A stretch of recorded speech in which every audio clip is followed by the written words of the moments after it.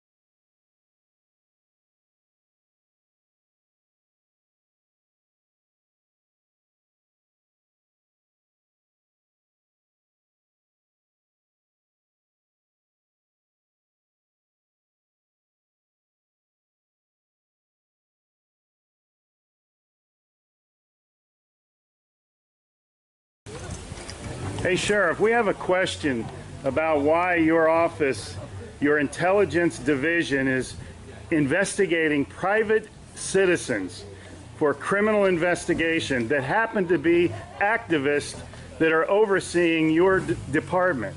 Why would you have your intelligence division investigate private citizens? We have done... for life hating so much.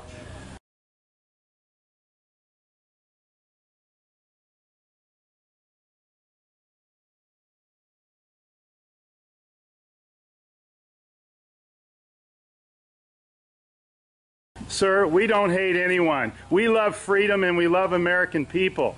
And government is out of control. That's why you're seeing such a revolt nationwide. Why can't you just answer, why is Susan Edwards, your intelligence division, investigating private citizens? This should not happen. Are you here to apply for a job?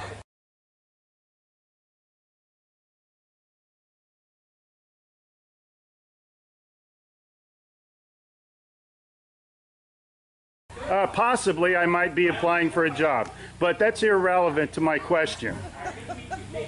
Why would you ask that question? Well, enjoy the fair. Okay. Excuse me. Excuse you? Excuse me, sir. So those of you that haven't Wow. been on a bike before, Sheriff's getting a little too pushy. You work for us, Sheriff. Just keep that in mind. At one time we respected you, but not with that type of attitude.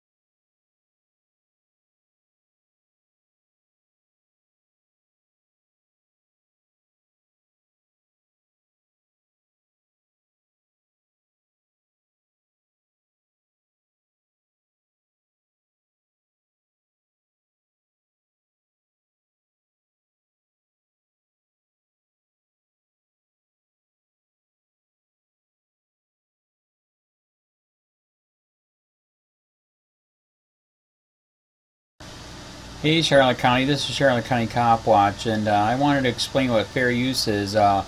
You can use pieces of news articles if you're doing it for news reporting, you have commentary, and you're doing it for education purposes. So that's what fair use is, as you can see right here.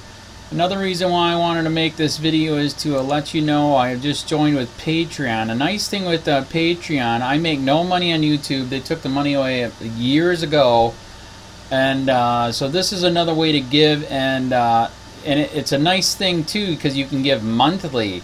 You can give $1, $5, $10, whatever. I do 4 to 5 hours a day on trying to wake the sheeple up on how corrupt it is and different ways that you can fight the corruption.